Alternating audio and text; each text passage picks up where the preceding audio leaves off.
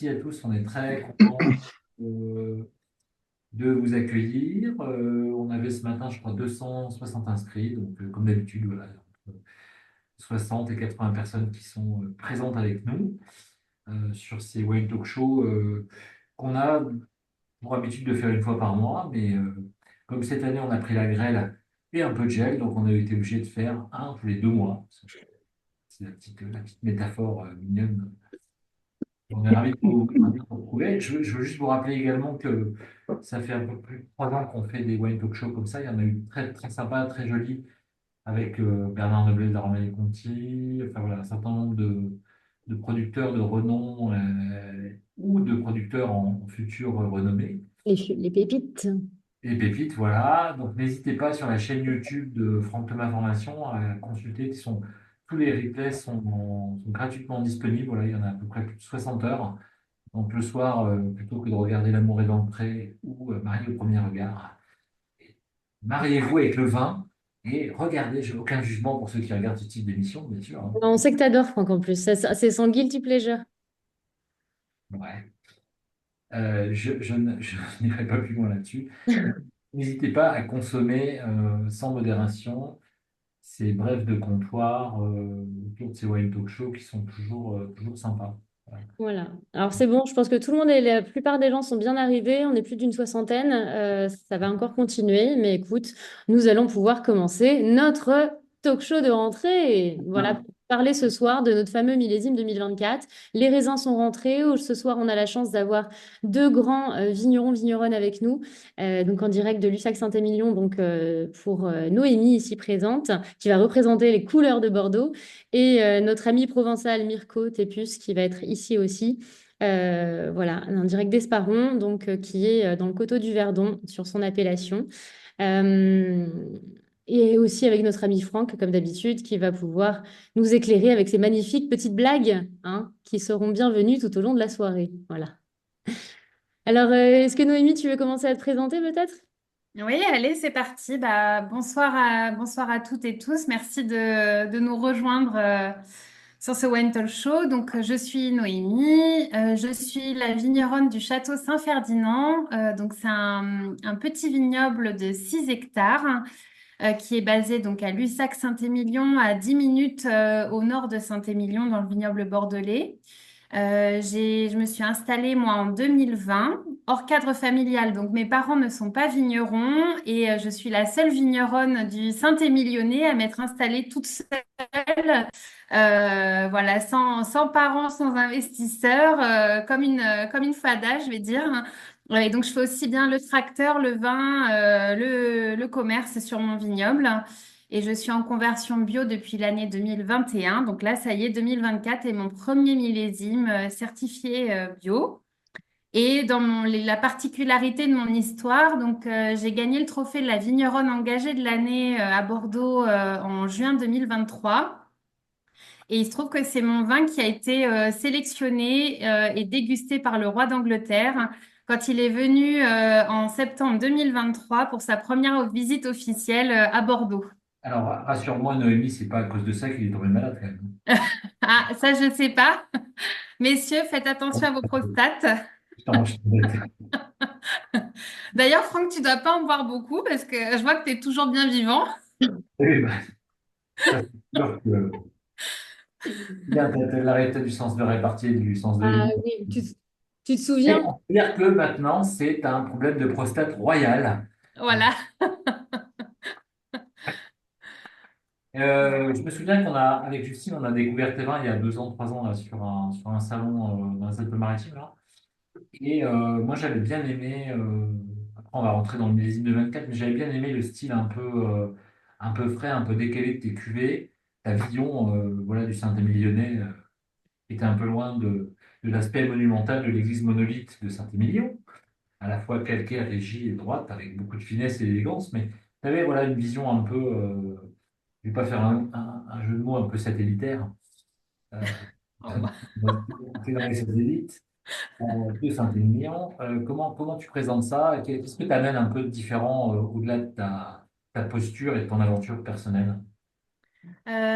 Disons qu'en fait, moi, j'ai démarré dans un contexte où j'ai été bercée, on va dire, ces dernières années par la crise des vins de Bordeaux, quand je faisais mes premiers salons, j'entendais bien que, euh, ouais, aussi bien du côté des particuliers que des professionnels, disons que les gens avaient envie de découvrir autre chose que les vins de Bordeaux et voilà. Et donc, du coup, j'arrive dans cette période où finalement, je me dis, comment je vais faire pour faire découvrir mon travail alors que les gens n'ont plus envie de Bordeaux Hmm.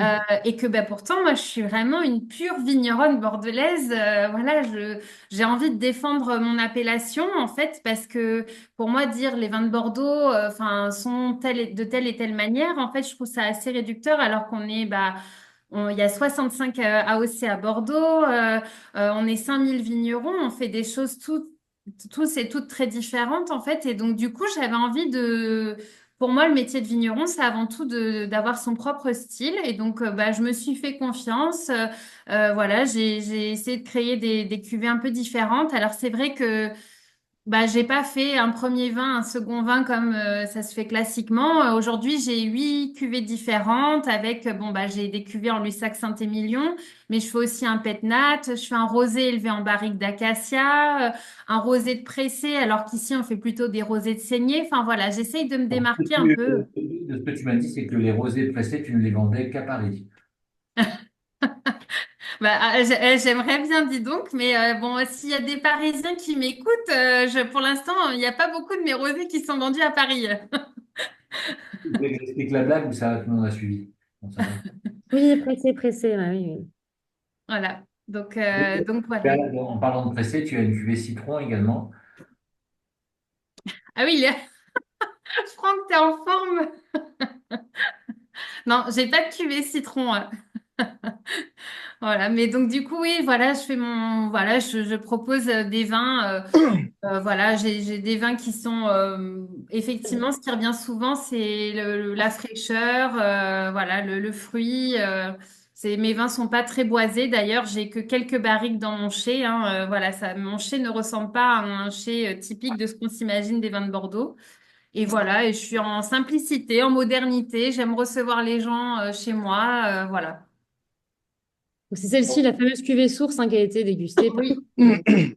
Exactement, voilà, ça c'est la cuvée source et justement je me démarque aussi un peu par mon packaging parce que j'utilise alors des bouteilles légères. Je sais pas si on peut voir en remontant un peu, Justine, en fait sur ces cuvées-là, juste là on voit voilà sur ces 3 cuvées-là, j'ai pas de capsule aluminium. Mes étiquettes sont en résidus de lin et de canne à sucre pour éviter la déforestation. Et puis bon voilà, là j'ai travaillé avec une lithographe belge pour faire les étiquettes. Donc voilà, j'essaye de faire à ma sauce, voilà. Et puis on m'avait donné un conseil quand j'ai démarré, je cherchais à trouver ma propre identité, et donc j'essayais de m'inspirer des grands châteaux en me disant, si eux marchent, certainement qu'il faut faire comme ça. Et on m'avait donné un très bon conseil en me disant, si tu veux plaire à tout le monde, tu ne plairas à personne. Donc suis tes propres intuitions. Voilà, donc c'est ce que j'ai fait. Merci Cool. beaucoup, Noémie, magnifique. Et Alors, Mirko, tu vas nous parler, Mirko vient de passer de la forêt à la ouais, cathédrale. il cherche son lieu là. Donc, Mirko, on est ravis de t'accueillir. Et puis après, on va rentrer dans le vif du sujet sur le millésime 2024. Tu nous présentes un petit peu ton aventure. Ah, ton micro, il est coupé, Mirko. Là, vous m'entendez? Ouais, top. Ok.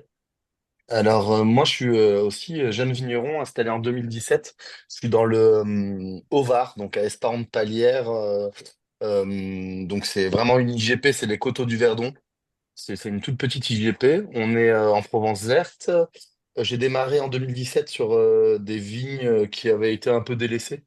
Donc, j'avais pas d'expérience, je n'avais pas d'expérience familiale dans le métier de la production de vin. Mais mon père était marchand de vin, donc j'ai toujours un peu évolué dans ce milieu, mais du côté plutôt marchand que producteur. Et je me suis lancé après des études très courtes. En fait, c'était un BPREA, donc c'est un brevet professionnel qu'on passe au lycée agricole, par exemple à Hyères ou à Orange, Viti, Ono. Et j'ai eu la chance, juste après mon BPREA, de trouver des vignes un peu en déshérence. Il y avait 12 hectares au démarrage. Donc la stratégie, ça a été de vendre un peu de raisin et de faire quelques cuvées. Et de 8 000 bouteilles la première année, je suis passé à 15 000 la deuxième année. Et on a pris le temps de construire le marché. Aujourd'hui, je produis à peu près 30 000 bouteilles sur des belles années. Malheureusement, bon, depuis 2017, on subit les aléas climatiques, donc en fonction du gel, en passant par la grêle, en passant par aussi des intensités pluvieuses très importantes qui amènent justement du mildiou, du black rot ou du rot gris sur les vignes. Donc c'est assez complexe depuis 2017, mais finalement, c'est aussi fait partie de la formation du vigneron d'affronter des péripéties climatiques, sociales, économiques, pour se forger son caractère de vigneron. Voilà. En, en, en, en raccourci un peu mon expérience de jeune vigneron. Et Merci. ce ce terroir du Haut-Verdon, du Haut-Var, c'est un terroir finalement qui a été un peu oublié, hein.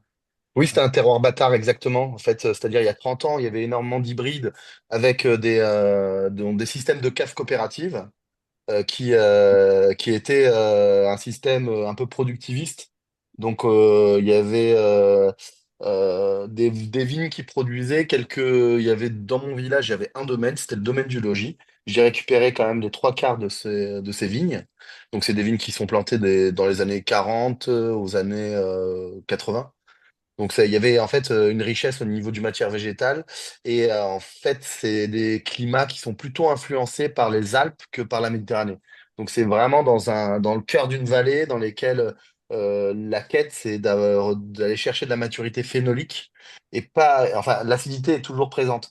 Donc faut aller avoir une viticulture, une conduite au niveau des vignes avec pas trop de rendement pour pouvoir faire mûrir les raisins pour pouvoir récolter un fruit mûr. Et donc ça prend du temps à le comprendre. Appréhender un terroir, c'est compliqué. On pensait que en arrivant en 2017, année sécheresse record, chaque année les maturités vont arriver facilement, mais arrive 2018, une année très pluvieuse avec une sortie de fleurs extraordinaire, donc beaucoup de fruits, donc une maturité plus complexe à avoir. Donc là, voilà, c'est que des aléas qui ont fait qu'aujourd'hui, on va effeuiller en amont, c'est-à-dire en prévision des récoltes pour octobre. Donc en début août, je commence à effeuiller les faces nord. On peut faire tomber du raisin des fois sur des sorties de fleurs un peu importantes. Et donc, c'est un terroir assez complexe parce que il est en Provence, mais c'est une Provence verte, c'est une Provence des terres avec beaucoup d'humidité.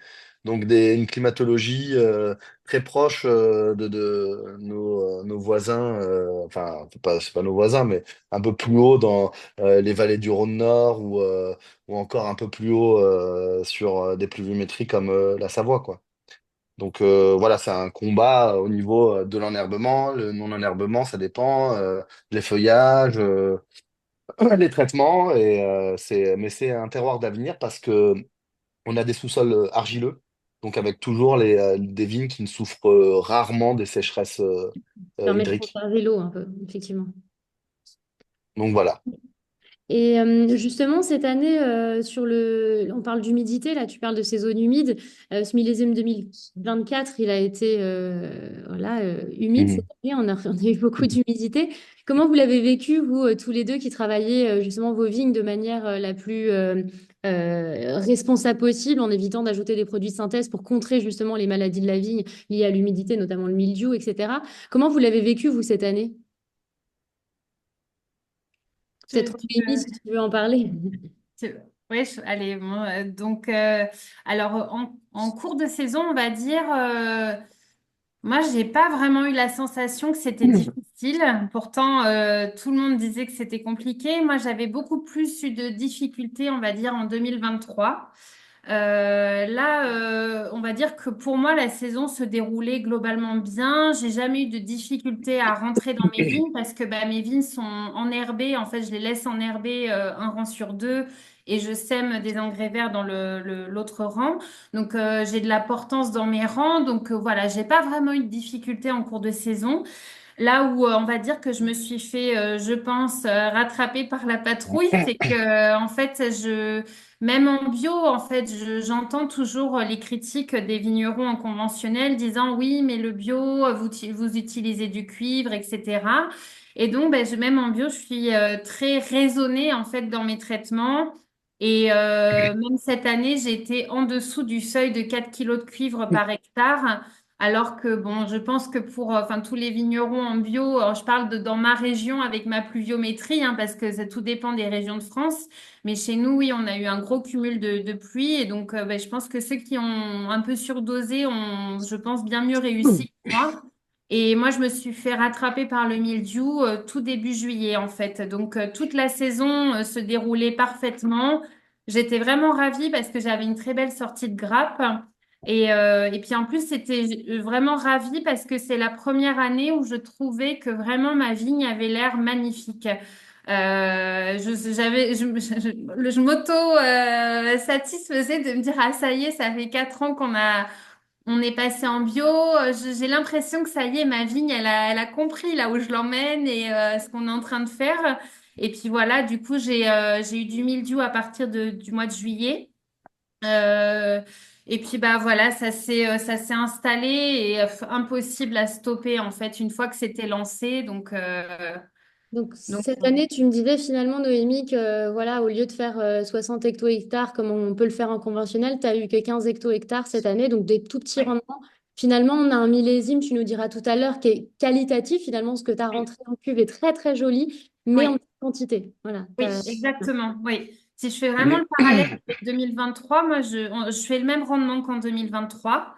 Mais franchement, là, je trouve que c'est très, très bon, en fait. Tout ce qu'on a sorti. Après, ça a nécessité de l'adaptation parce que, bah, du coup, on avait des différences de maturité sur les parcelles. Et donc, bah, entre guillemets, j'ai la chance, ou je me suis donné la chance d'avoir cette gamme. Et ce qui permet justement de faire rentrer, bah, les parcelles où on sent qu'on ne pourra pas faire des très grands rouges avec. Mais par contre, il y a de la fraîcheur, de l'acidité. Bah, ça, on l'a plus passé sur les rosés, sur les pétnates. Et effectivement, ça nous a permis de dispatcher. Et franchement, je suis très, très contente et agréablement surprise. C'est ce qui m'a un peu réconfortée pendant mes vendanges parce qu'il y avait tellement peu de récoltes que voilà, la qualité était vraiment au rendez-vous, plus qu'en 2023, j'ai trouvé. Ok. Et justement, Franck, avant de passer la parole à Mirko, justement, moi, si, c'est ce côté un peu humidité avec peu de volume, ça me fait penser à une 2014 que tu connais peut-être un peu mieux, il y a 10 ans donc.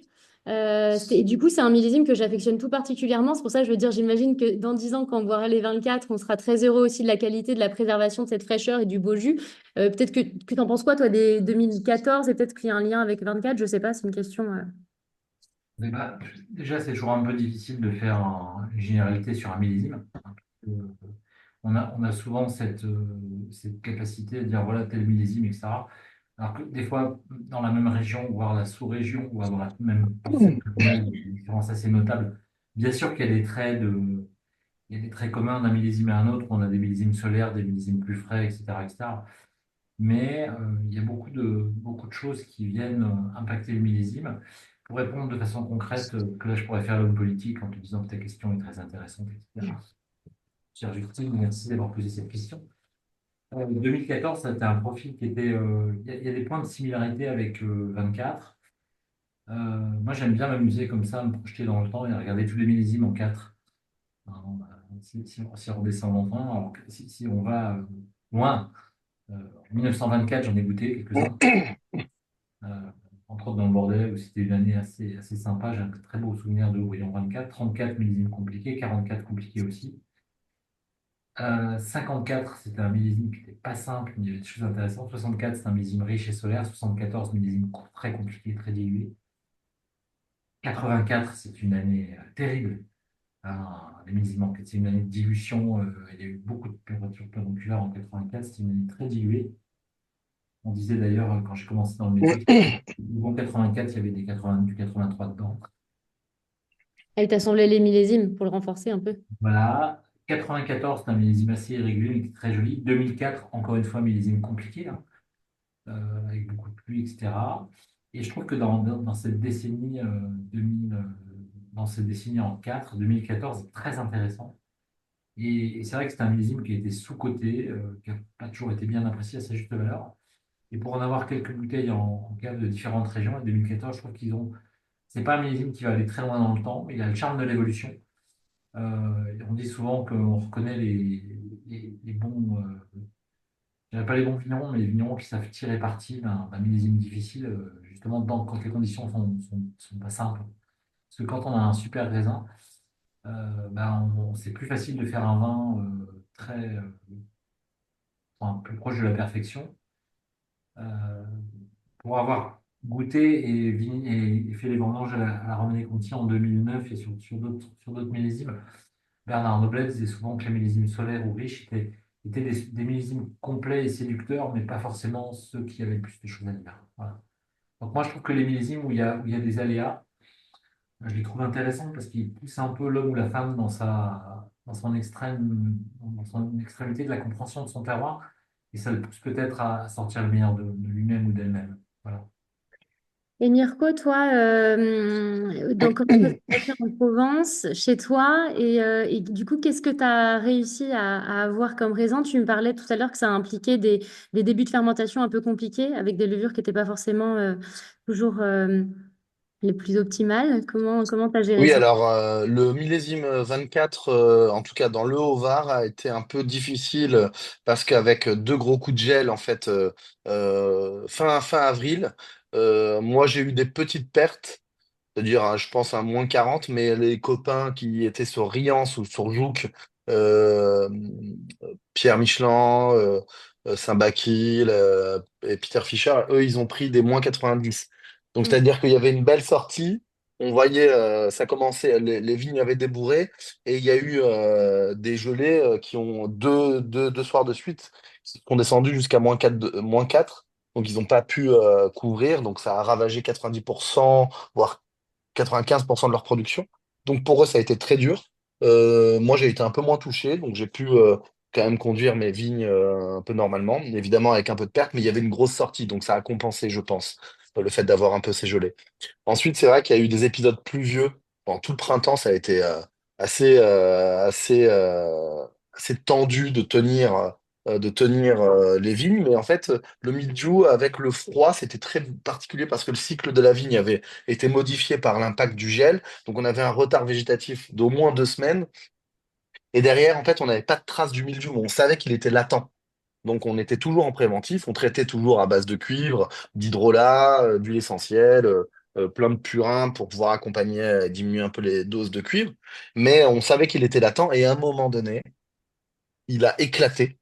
Donc les vignes qui n'étaient pas protégées, elles étaient complètement clafoues de mildiou et le mildiou en fait il est visible parce que sur les feuilles il peut produire en fait des taches huileuses, donc des taches un peu jaunâtres par point sur les feuilles et derrière on retourne on voit le champignon. Enfin c'est une algue hein, mais on voit un peu une sorte de mycorhize qui se passe derrière et il a agi aussi sur grappe.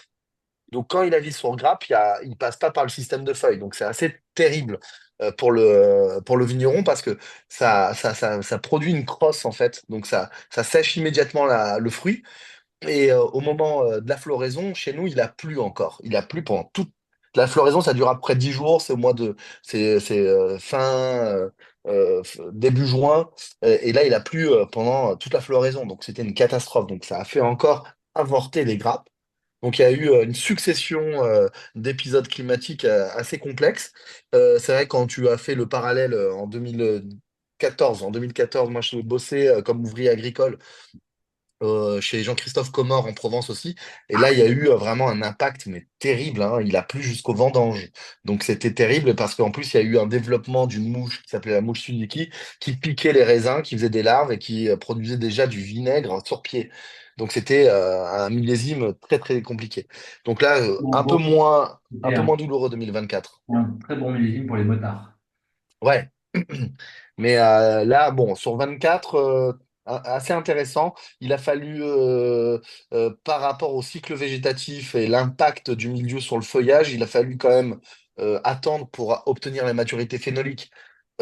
Ça a été long, long, long, long, long. Il Oui, fallait pas se presser. mon coach peut peut-être rappeler ce que c'est que la maturité phénolique pour ceux qui sont Ouais, en moins. fait, il y a deux maturités dans le raisin. Il y a la maturité technologique, donc c'est le rapport lié au sucre, donc présent dans le raisin, acide sucre, et le rapport phénolique, c'est la maturité des phénols. Donc la maturité du pépin, la maturité des peaux. Et donc c'est avec ces indicateurs-là qu'on va décider les jours de récolte. En fait, la peau, pour un raisin rouge, par exemple, elle va commencer à se détacher de la prune du raisin, et le pépin va commencer à croquer. Avant ça, en fait, le raisin n'est pas encore mûr, la peau est rêche, le tanin n'est pas encore mûr. Donc, c'est vraiment la maturité des tanins, la maturité des phénoliques, la maturité des phénols, donc des pigments, des tanins, qui va être optimale par la photosynthèse et par la patience, quoi. Et donc, il n'a pas fallu se presser pour pouvoir récolter. Il y a eu plein d'alertes pendant les vendanges avec des jours de pluie.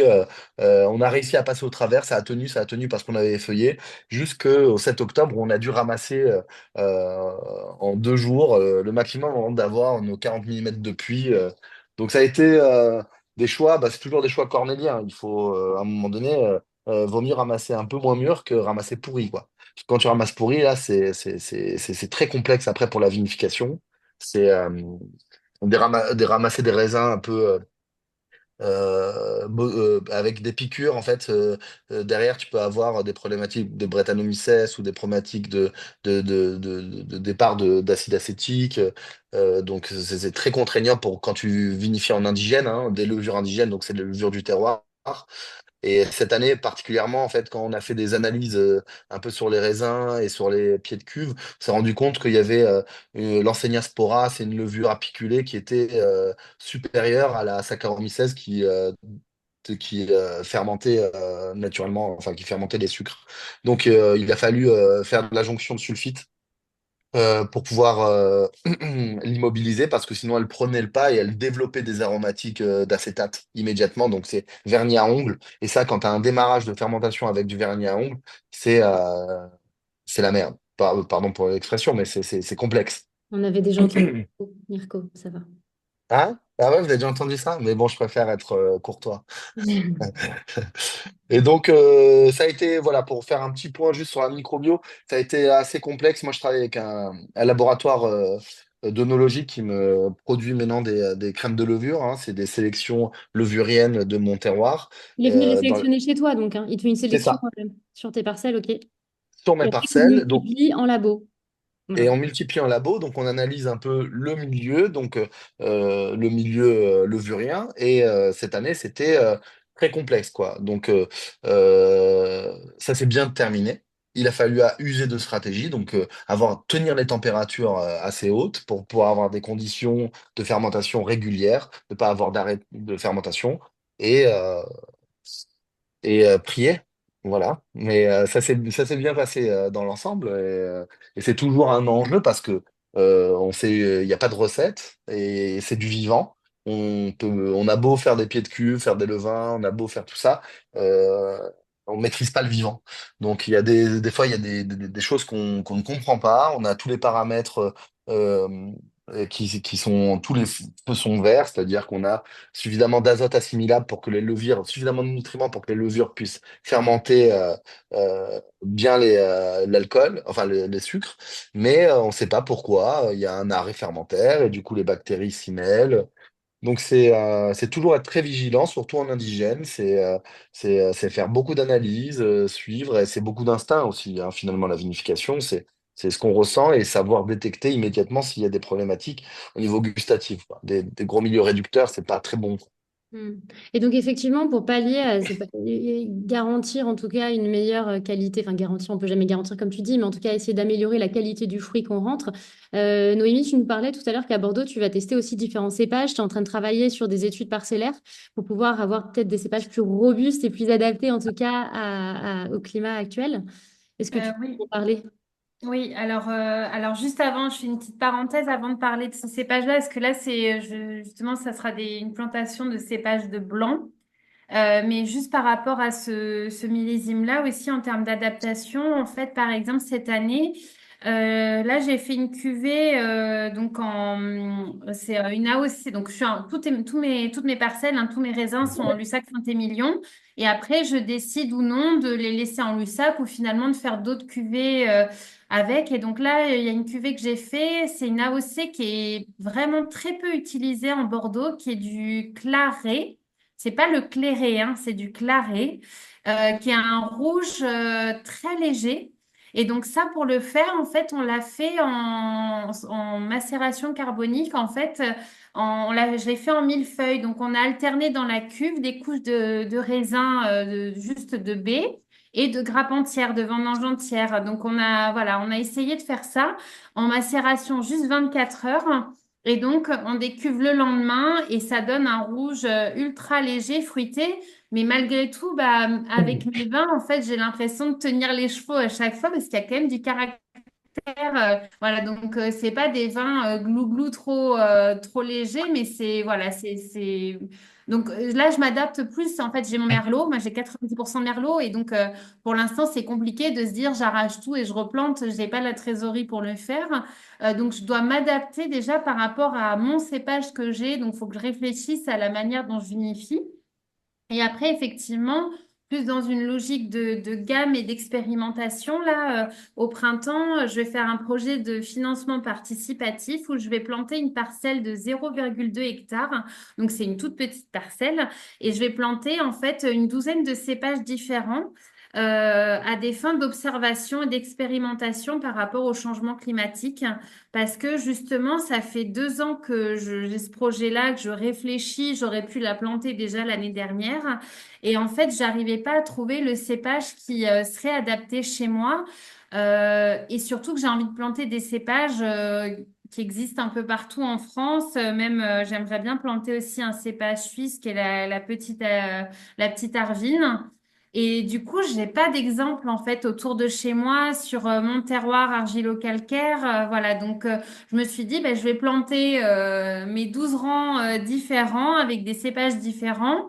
Bon, je me ferai certainement un peu suer au moment des vendanges à faire des micro-vinifs, mais j'ai très envie en fait de faire ça, d'essayer. C'est bon, c'est du boulot, mais je m'amuse aussi un peu en le faisant. Et je vais le faire en agroforesterie, donc on va planter des haies d'arbres fruitiers. Entre les rangs et on va même en planter sur nos parcelles déjà existantes hein, de merlot.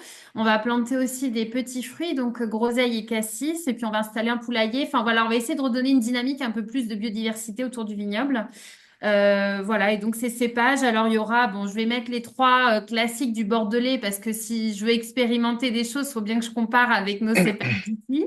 Je vais mettre du chenin, petit mansin, gros mansin, vermentino, du chardonnay, du viognier, et je vais tester aussi des cépages résistants, donc le Sauvigné gris et le floréal. Et en fait, ça, à la base, l'année dernière, donc je me suis pris aussi une déculottée de mildiou, en fait, en 2023. Et après la saison, je me suis dit, j'en ai ras-le-bol. J'ai beau travailler comme une dingue, j'arrive pas du tout à faire un rendement convenable. Donc, j'en ai ras-le-bol. Je vais tout planter en cépage résistant. Ça me gonfle. Au moins, comme ça, j'arriverai peut-être à avoir un peu de vendange. Et après, c'est vrai qu'en réfléchissant, bah, bon, les cépages résistants, c'est quand même, enfin, ils sont tous sur le même clone, en fait. Et donc, je me suis dit, bah, en termes de biodiversité, ça, c'est avec mon œnologue, on a goûté plein de choses, plein de blancs différents. Et je me suis dit que c'était peut-être pas l'idéal non plus dans ce que j'avais envie de faire. Donc, voilà, j'en plante pour voir. Mais voilà, j'essaye de rester toujours sur cette biodiversité. C'est quoi ton avis sur des vieux cépages bordelais? Tu sais, comme fait par exemple Loïc Pasquier sur le Castet, enfin sur des choses comme ça, tu vois. Bah, alors écoute, au prix des bouteilles de Loïc Pasquet, j'ai jamais eu la chance, le privilège et l'honneur de goûter ces vins.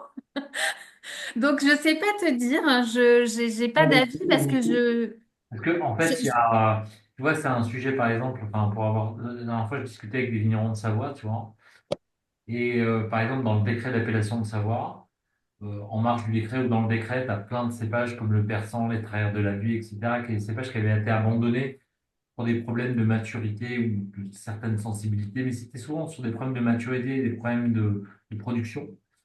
Et aujourd'hui, ces cépages-là, ben, ils reviennent sur le devant de la scène parce que bah, avec le changement climatique, bah, ils mûrissent, quoi, sans problème. Et du coup, parce que dans le Bordelais, vous avez quand même plein d'anciens cépages qui ont été abandonnés pour ces Mm. raisons-là. Et alors peut-être pas toi, tu n'as peut-être pas la vision là-dessus, mais enfin, au niveau de l'interpro, du vignoble bordelais, c'est perçu comment et c'est vu comment ce truc-là? Écoute, je pense que au niveau du vignoble bordelais, enfin, toutes les expérimentations sont bonnes à prendre, donc il n'y a pas de. J'ai cru comprendre que, à un moment donné, Loïc Pasquet avait eu des difficultés à se faire entendre par les vins de Bordeaux. Euh, Après, on n'a pas forcément. Là, je pense qu'on est plus sur les vins de Bordeaux dans une logique de gamme. On raisonne au niveau des vins. Justement, ils sont en train. Enfin, ils ont fait je vais pas dire un appel à. Enfin, ils ont fait une communication dans le sens des vins rouges plutôt légers parce qu'on constate que c'est aussi la tendance. Et donc, ils sont plus, je pense, sur le produit final. Enfin, c'est ma perception, hein, plus sur le produit final que sur les cépages en eux-mêmes.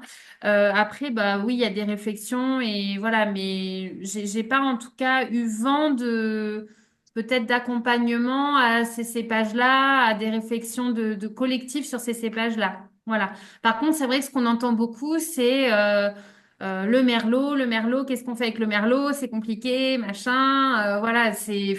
Et encore que, j'ai envie de dire, ça dépend des millésimes parce que, bon, moi, honnêtement, j'ai jamais encore eu, ça fait 5 récoltes que je fais, j'ai jamais eu, bon, ni le besoin, ni même l'envie en 2021 quand on a eu, voilà, une récolte, on va dire peut-être un peu plus diluée, c'était plus pluvieux.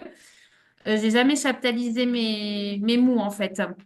Et c'est vrai que ça, bah, on entend en fait beaucoup, oui, le merlot en fait est voilà, très sucré, du coup ça nous donne des vins beaucoup plus alcoolisés. Et en même temps, cette année, j'ai entendu dire qu'il y avait beaucoup de vignerons aussi qui avaient chaptalisé parce qu'il manquait de sucre, etc., de maturité. Ça encore, tout dépend. Et tu disais tout à l'heure, effectivement, d'un vignoble à l'autre, même dans une même commune. Enfin, en fait, faut se dire qu'on fait des vins très différents parce qu'entre moi qui fais enfin, je fais 15 hecto-hectares avec mes parcelles en bio et puis mes voisins qui en font 60 hecto-hectares en conventionnel, bah, faut s'imaginer qu'on n'a pas du tout la même concentration en fait dans les mous. On n'a pas du tout la même matière première en fait. Donc voilà, pour moi, en fait, le merlot, bah, je sais pas, j'ai envie de dire qu'il a quand même encore de l'avenir. Alors, est-ce que je me dis ça pour me rassurer parce que j'ai 90% de merlot, mais je me dis qu'en fait, c'est aussi un peu au vigneron de se bouger les fesses et d'essayer de trouver des solutions pour adapter ses cépages avec sa gamme, voilà. Et on fera peut-être pas les mêmes vins, c'est sûr, mais voilà. Donc, je suis pas fermée en fait aux cépages anciens. Moi, oui, je suis plus curieuse de me dire qu'il y a des cépages qui fonctionnent bien dans d'autres régions et que j'ai envie de découvrir ces cépages que j'aime déjà ailleurs et que ça me ferait plaisir d'avoir des bons chénins chez moi, des bons, voilà, des bons chardonnays, voilà, plus que d'aller peut-être chercher, voilà, sur des cépages anciens. Tu vois ça comment, Mirko, toi? Comment? Tu vois ça comment, Mirko? Alors, je vois quoi, comment? Ben, cette notion de se dire, tiens, est-ce que je dois retrouver des cépages anciens? Est-ce que je dois planter des choses qui sont, entre guillemets, considérées comme exotiques par rapport à mon terroir? Est-ce que le cépage, finalement, on- si on le remet dans le contexte de 2024, où on a quand même un aléa climatique compliqué, est-ce que le cépage, c'est la réponse à ça? Voilà. C'est une excellente question, Franck. Merci de me la poser. Alors, moi, il faut savoir que je suis, je, je, je, je suis encore à la recherche de sélection massale, plutôt, bon, la vigne, ça se bouture bien. J'ai pas encore découvert un cépage hybride qui me convenait, qui me plaisait au niveau aromatique, au niveau gustatif. Donc, moi, je n'explore pas du tout cette piste. Parce que en fait, c'est pas non plus une des solutions. Il va falloir, évidemment, la génétique de la vigne s'appauvrit à force de la sélection clonale. Euh, c'est peut-être qu'il faudra repasser par le pépin à un moment donné, mais j'ai l'impression qu'il y a encore tellement de choses à faire au niveau sélection massale, observation du végétal et de la bouture, et au niveau des greffes, que d'abord je voudrais explorer cette voie-là. Je suis plus attaché, moi, au Grenache, par exemple, dans le sud, que de mettre des caladocs, des choses comme ça. Donc je suis comme un partisan un peu des vieux cépages. Je pense que c'est aussi euh, enfin, une question de protection, mais c'est une question aussi de ce qu'on apporte aussi au sol. Il y a des sols vivants qui fonctionnent très bien avec des gens qui encadrent juste, même dans des périodes assez compliquées, qui encadrent au niveau des traitements pendant les floraisons. Donc je me dis que avec nos cépages, on peut quand même y arriver, mais il y a des régions avec beaucoup plus de pression. Évidemment, le Bordelais, vous avez beaucoup plus malheureusement de pression que nous, donc j'ai pas de en tout cas, moi, dans le sud de la France, ça me paraît encore une évidence de travailler avec les cépages anciens. Et le bordelais, c'est vrai que c'est complexe, c'est très différent, donc on n'a pas la même pluviométrie, donc je pourrais pas parler dans ce sens-là. Et donc peut-être revoir avec des sélections massales, de l'observation sur des caractères qui fonctionnent bien sur des époques humides. Et après, voilà, la génétique de la vigne, ouais, ben ouais, il faudra peut-être repasser par la sélection sexuée, parce que là, on est sur des sélections non sexuées, puisqu'on bouture. Mais ça, je sais pas si on le vivra de notre vivant, hein, on verra, hein. Oui, puis après, il y a aussi à prendre en compte le coût en fait de tout ça parce que malgré tout, quand on fait de la sélection massale, ça représente un coût. Sur le principe, moi, je me dis aussi, ah, ça serait cool, j'aimerais le faire, mais ça coûte, je crois, deux fois plus cher, je pense, hein, de mémoire. Du coup, bah, quand on est un jeune vigneron et qu'on court déjà après la trésorerie, effectivement, je trouve que c'est voilà, dans un premier temps, moi, c'est aussi en ce sens-là où je me suis dit, bon, bah, c'est peut-être pas tout de suite, peut-être que je le ferai après, voilà. Mais c'est vrai que c'est très intéressant, ouais. Et j'ai vu aussi, ouais, que vous aviez noté le travail de Lilian Bérillon. Effectivement, c'est un pépiniériste reconnu dans ce domaine-là, ouais, dans la sélection massale. Je Ah vois oui, qu'il y a quelqu'un qui a posé la question de l'INAO par rapport aux différents cépages.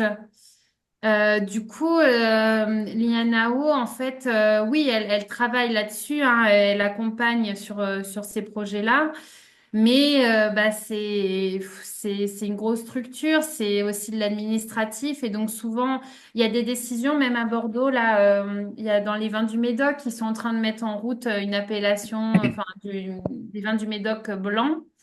Et du coup, c'est vrai qu'on voit que c'est une machine qui est difficile à lancer avant de réussir en fait à mettre en œuvre, par exemple, à créer une nouvelle appellation de blanc dans une appellation de rouge. Bah, il faut constater déjà que, il y a des vignerons qui ont déjà planté en blanc, que ça justifie, enfin que ces blancs, en fait, on reconnaît que sur ce terroir-là, ils sont vraiment caractéristiques et de qualité. Et après, du coup, il faut réussir à compiler toutes ces données et ça prend des fois des dizaines d'années, en fait. Donc oui, elle accompagne, mais du coup, je pense dans la mesure de la possibilité de mobilité d'une structure importante comme ça.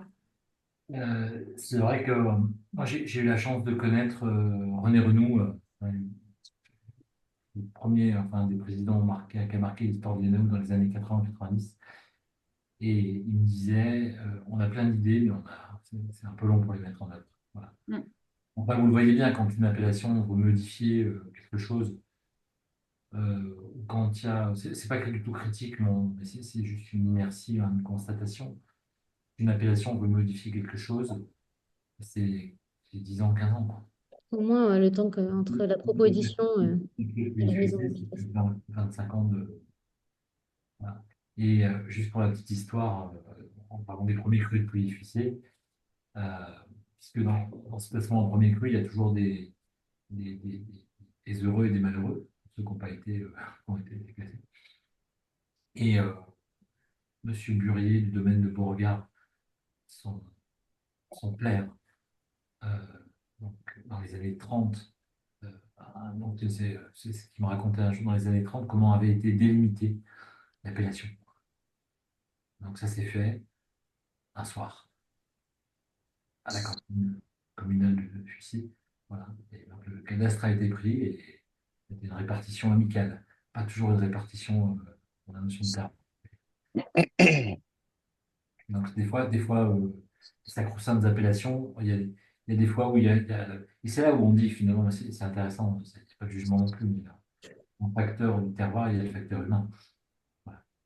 Et l'histoire des communes, l'histoire des vignobles est très intéressante. Par exemple, quand on compare voilà, le Bordelais, la Bourgogne ou d'autres régions, si on se replonge dans l'histoire, pour voir l'influence des marchands anglais, enfin, voilà, toute cette l'histoire, elle est intéressante, pas pour apprendre l'histoire, pour voir comment l'histoire impacte aujourd'hui ce qu'on vit en termes voilà, de modèle économique, de type de vin aussi, hein.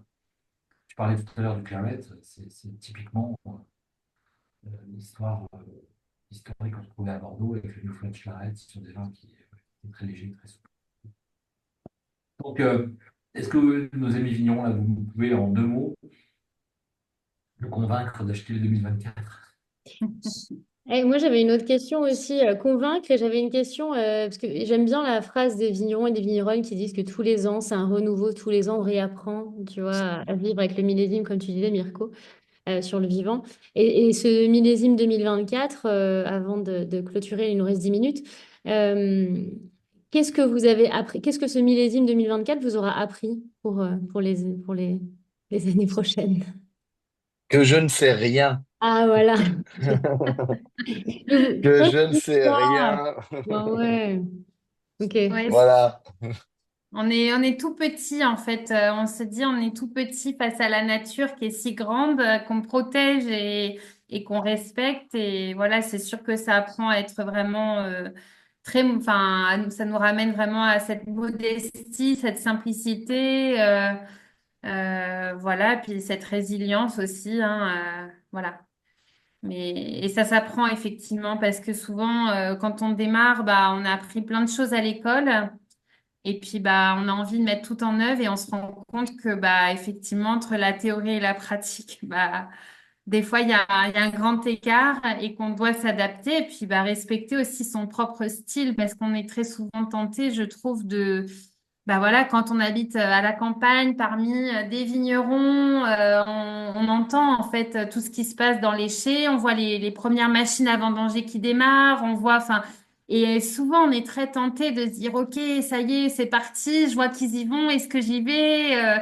Et donc ça, c'est très dur aussi. Je trouve qu'il faut vraiment se faire confiance et s'écouter. Et voilà, cette année, ça s'est joué même encore un peu plus que d'habitude.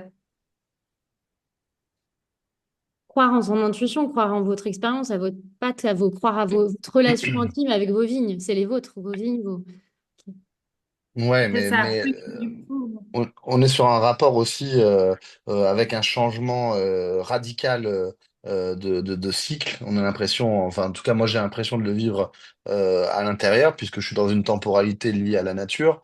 Et on voit bien que depuis quelques années, il y a un changement au niveau de la saisonnalité, des sécheresses, les événements catastrophiques sont de plus en plus rapprochés. Donc, on est en fait, j'ai l'impression que c'est un système qui prend fin pour laisser place à un nouveau système. Donc, ça va être encore une fois de plus un moment d'adaptation pour la paysannerie. Je pense que dans ce monde, moi, tous les paysans de père en fils que je côtoie, ils disent, mais pourquoi vous faites ce métier? Faut pas le faire. Mm. Euh, arrêtez tout de suite. Là, ça devient de plus en plus complexe. Donc, c'est à nous de trouver il y a ce monde un peu perfectionniste, compétitif qui est en bout de course. Il y a encore quelques portes d'avidité où les gens vont aller essayer de racler les derniers hectolitres qu'ils peuvent, ce genre de choses. Mais on voit bien qu'on va être face à un monde où il va falloir s'adapter, peut-être faire de la polyculture, peut-être changer nos méthodes, peut-être réfléchir à ouvrir d'autres marchés ou d'autres productions. Et à devenir robuste en quelque sorte, à devoir être adaptable pour mieux affronter les crises, je pense, Mm. climatiques qui vont arriver. Il y a climatique et économique, on en parlait tout à l'heure. Nombre de vignerons à côté de, enfin, tu vois, à côté de chez toi, des jeunes, etc., ou ailleurs, partout en France, qui finalement arrêtent ce beau métier par raison parfois effectivement économique, mais enfin climatique, mais aussi économique. On a du mal à vendre le vin aussi. Il y a des milliers d'hectares de vignes qui vont être arrachés. Donc, c'est vrai que ça remet beaucoup en cause, en tout cas, ce métier, et ça Peut-être, rajoute des tu difficultés. sais, ce que tu es en train d'évoquer là, si on remonte dans l'histoire, il y a toujours eu des phases d'expansion et des phases de contraction. C'est ce que disait Ah Mirko ben, tout à l'heure et il faut tenir il y a quelques années à tenir bon là. Mais Il y a eu la révolte des vignerons en 1905, il y a eu le phylloxéra, l'oïdium, le mildiou, il y a eu de la surproduction, il y a eu, enfin, il y a eu plein de choses, quoi. Donc, ouais, moi, je suis assez, enfin, c'est comme dans beaucoup de choses, hein. Quelquefois, il y a une contraction du marché. C'est aussi pour, ben voilà, il y a eu beaucoup de vignes qui ont été plantées sur des terrains où on n'aurait pas dû planter des vignes. À une époque où il y a beaucoup de choses qui se vendaient, etc. Je crois qu'il y a dans l'histoire de la viticulture, le Languedoc-Roussillon, quand même, hyper intéressant, hein, parce que ça a été une terre avec plus de 450 000 hectares. C'était quasiment la moitié du vignoble français. Aujourd'hui, voilà, donc les vignes sont passées des plaines vers les coteaux. Enfin, voilà, il y a plein de choses comme ça qui ont il doit évolué. être à 100 000 maintenant, je pense, en Languedoc. Un petit peu moins en appellation, un peu moins. Parce que Voilà. dans la VDGP, on est à 250, quelque chose comme ça. Voilà, c'est intéressant. Et ces cycles-là, ils sont pas. Moi, ils m'inquiètent pas plus que ça, mais ils sont pas. Alors, c'est facile à dire parce que je produis pas de vin. Donc, Tu fais pas de. Oui, voilà. non, mais là, enfin, nous, dans le monde de la formation, dans le monde de l'enseignement, on a aussi nos aléas climatiques quand le gouvernement oui, nous. vous êtes quand même maillon de la chaîne, ouais.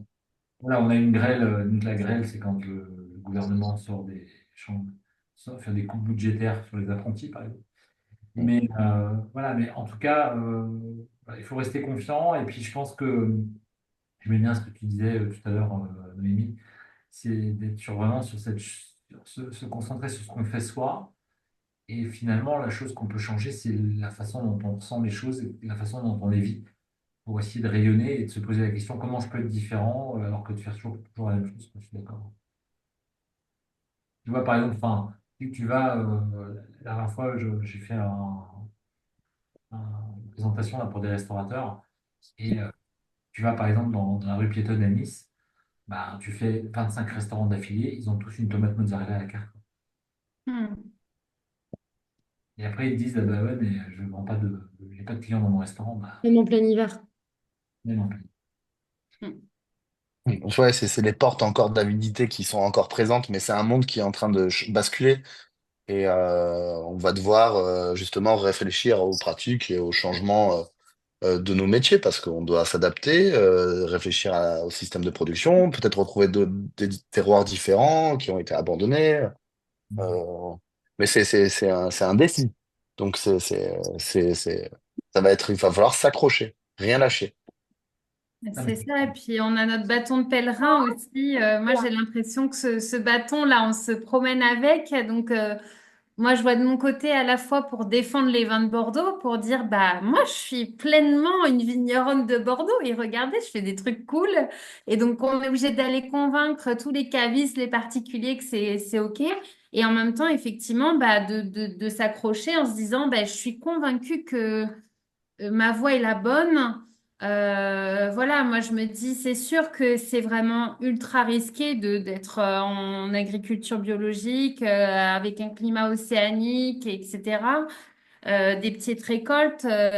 J'en parlais avec Justine, en fait, de se dire que la durabilité d'une entreprise, en fait, elle repose sur trois piliers. Il y a l'écologie, il y a l'économie et il y a le social. Et du coup, bah oui, on peut être le plus écolo possible, faire le plus attention. Bah, si économiquement mon entreprise elle est pas viable et elle se casse la figure, bah ça va pas durer longtemps. Et du coup, faut réussir à jongler là-dessus. Donc, faut trouver des vrais partenaires. Je voyais au tout début dans les questions, il y a quelqu'un qui demandait si nos vins étaient vendus à Paris. Donc, Mirko, peut-être depuis aujourd'hui, je sais pas. Mais moi, pour l'instant, très peu, en fait. Et je trouve moi, je suis un peu à cheval entre Justement, on me met dans cette catégorie des vins de Bordeaux.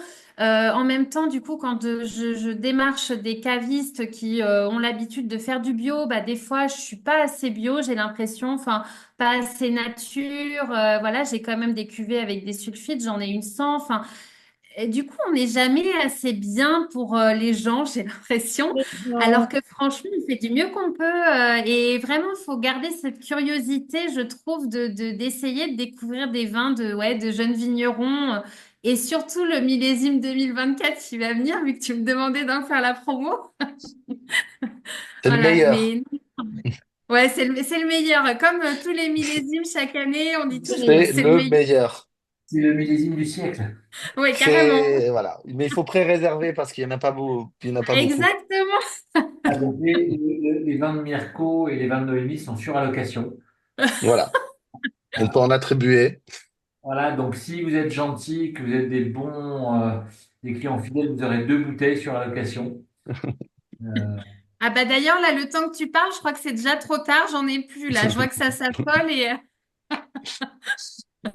Bon, en tout cas, les cuvées, ça a été un grand moment pour nous. Bon, on connaissait déjà les vins de Mirko, mais quand tu as rencontré Noémie, on a vraiment été touchés par tes vins, ta personnalité aussi. Mais quel bonheur de pouvoir déguster, voir les vins tu vois, réalisés, élaborés et avec autant de cœur dans cet esprit familial. Donc, on a beaucoup aimé la pureté, la côté digestibilité, enfin, digestibilité, oui, de tes vins. C'est magnifique, c'était super beau, c'est la classe, c'est frais, pas seulement dans le niveau d'acidité, mais frais dans l'esprit. Et c'est très, très agréable. Merci beaucoup pour ce vin de fraîcheur. Donc, je vous invite vraiment à découvrir ces vins. J'espère que on pourra les trouver chez les cavistes aussi et dans les bars à vin de France et de Navarre. Voilà. Et les vins de Mirko aussi, dans ce même registre, ont beaucoup d'éclat, d'élan de pureté. Et c'est très, très beau de pouvoir retrouver ces vins-là et pour mettre en lumière Esparon et le Coteau du Vernon aussi. Donc, Merci. j'espère que nous aussi, en tant que sommeliers et gens du vin, on essaie de faire rayonner vos vins, tout le travail que vous menez dans les vignes. Humblement, on espère en tout cas pouvoir mettre en lumière et vous aider à partager ces vins. Voilà. merci Merci beaucoup. beaucoup, hein. un immense plaisir. Merci à tous de votre fidélité, de votre engouement, de votre implication. On se retrouve, je sais pas, peut-être Le pas. mois prochain, alors en fait, j'ai deux nouveaux thèmes qu'on va ficeler. Donc là, on a mis en avant les vignerons. En décembre, on va mettre en avant les sommeliers cette fois-ci, ce métier du service, de la restauration, qui est un magnifique aussi secteur du vin. On va parler sommellerie. On aura des sommeliers, sommelières de renom à qui on adore travailler. Je vais essayer de te demander deux, trois personnes dans ton réseau, Franck, pour pouvoir finalisé. Et puis en janvier, on parlera placement dans le vin, un petit peu d'investissement vin, ce genre de choses. Bon, voilà. Voilà. Et puis après, on retournera dans les vignes à partir de février-mars avec nos amis vignerons et vigneronnes. Voilà. Merci à vous tous et à vous toutes et bonne soirée. Merci beaucoup. Merci. Au Au revoir. revoir.